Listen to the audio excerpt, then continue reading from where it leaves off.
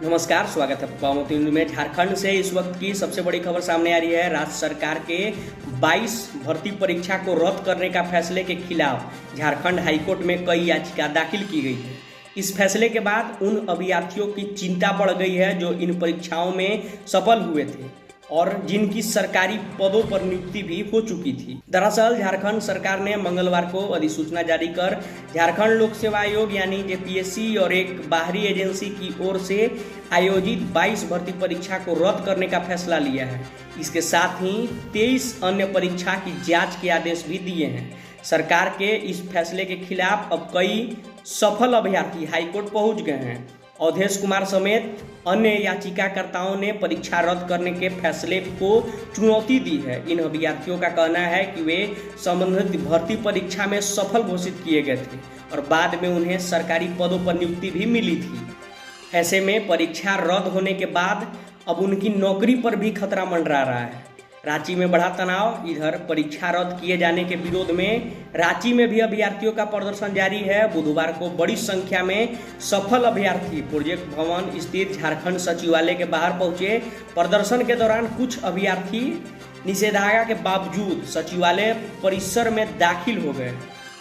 इसके बाद वहां तनाव की स्थिति बन गई। अभ्यर्थी सरकार के उस फैसले का विरोध कर रहे हैं जिसके तहत जेपीएससी जेएसएससी और एक बाहरी एजेंसी की ओर से आयोजित 22 भर्ती परीक्षा को रद्द किया गया है। इसके अलावा 23 अन्य परीक्षाओं की जांच के आदेश भी दिए गए हैं।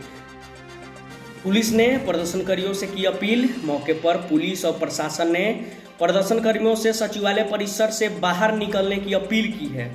हटिया के डीएसपी नीरज कुमार ने बताया कि इलाके में बीएनएस की धारा 163 के तहत निषेधाज्ञा लागू किया गया है। पुलिस ने प्रदर्शनकारियों को चेतावनी दी है कि निषेधाज्ञा को उल्लंघन करने पर कानूनी कार्रवाई हो सकती है।